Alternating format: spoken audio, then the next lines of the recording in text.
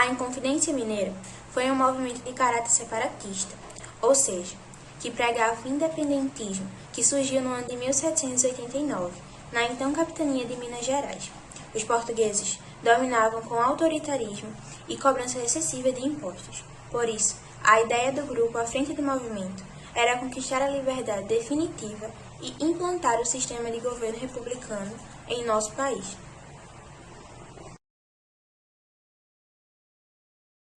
Causas. No final do século XVIII, o Brasil, que ainda era colônia de Portugal, sofria com os exageros políticos e com as altas taxas de impostos.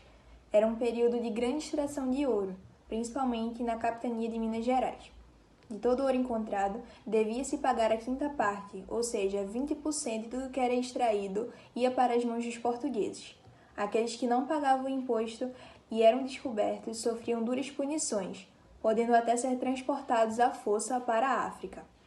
Com a grande extração, o ouro começou a diminuir nas minas. Entretanto, as taxas de imposto não diminuíram. O governo de Portugal criou então uma lei chamada derrama. O que foi a derrama? A lei da derrama decretava que cada região de extração de ouro deveria pagar 100 arrobas de ouro, cerca de 1.500 quilos por ano para Portugal. Quando esta meta não era atingida, soldados da coroa invadiam as casas das famílias para confiscarem seus pertences até que o valor devido fosse completado. O custo de vida aumentava cada vez mais em toda a região, pois toda a compra de mercadoria ocorria a prazo e com ouro. Desta forma, os que detinham o monopólio do metal ficaram cada vez mais endividados.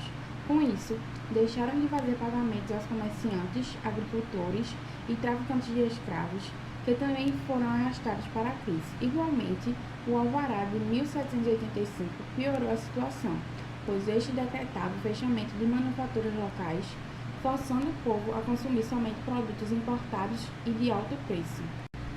Todas estas ações provocaram alta insatisfação na população, principalmente nos fazendeiros rurais e donos de minas, que queriam pagar menos impostos e participar mais ativamente na política do país. Alguns intelectuais, fazendeiros, militares e donos de minas, considerados da elite brasileira, sob influência das ideias de liberdade que vinham do iluminismo europeu, se juntaram para procurar uma resolução definitiva para a situação, conquistar a independência de Minas. Objetivos da Inconfidência Mineira: obter a independência de Minas Gerais em relação a Portugal e implantar uma república, acabar com o monopólio comercial português e liberar e favorecer a implantação de manufaturas em Minas. Os Inconfidentes. Líderes da Inconfidência Mineira. Os Inconfidentes eram, em sua maior parte, grandes mineradores ou proprietários, padres e literatos, liderado pelo alferes Joaquim José da Silva Xavier, popularmente conhecido por Tiradentes. O grupo era formado pelos poetas Tomás Antônio Gonzaga e Cláudio Manuel da Costa, o proprietário da mina Inácio de Alvarenga e o padre Rolim, entre outros que representavam a elite mineira. O grupo de confidentes chegou a estabelecer até uma nova bandeira para Minas.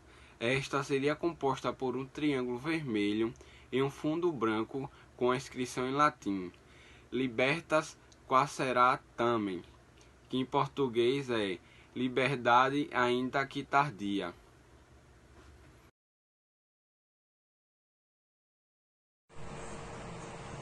Tiradentes. Nascido na vila de São José del Rei, atual cidade de Tiradentes, em 1746 e criado na cidade de Vila Rica, atual Ouro Preto, Joaquim José da Silva Xavier foi líder do movimento da Inconfidência Mineira. O Inconfidente foi chamado de Tiradentes porque exercia a profissão de dentista naquela época, apesar de não ter estudado regulamento. Eu vou falar sobre o fim da Inconfidência Mineira. A revolta tinha como data de início o dia da derrama, que os portugueses programaram para 88, mas que foi suspenso quando souberam da conjuração que havia na época. O grupo de Inconfidência que foi descoberto o grupo de Inconfidentes foi descoberto através da delação de 3 participantes da conspiração: o coronel Joaquim Silvério dos Reis, o tenente-coronel Basílio de Brito Malheiro do Lago e o mestre de campo militar Inácio Corrêa Pamplona, que procuraram o governador Visconde de Barbacena para delatar o movimento. Tiradentes foi preso no Rio de Janeiro no dia 10 de maio de 89. Após quase 4 anos de processo, todos os integrantes do grupo de Inconfidentes foram perdoados ou condenados ao degredo. Somente Tiradentes foi condenado e executado. Isso aconteceu no dia 21 de abril de 1900 em Rica. Nesta última cidade, a cabeça de Tiradentes foi exposta em uma praça pública. Esta ação era simbólica. O governo português queria anunciar o que aconteceria com aqueles que sequer pensassem em cometer o crime da conspiração.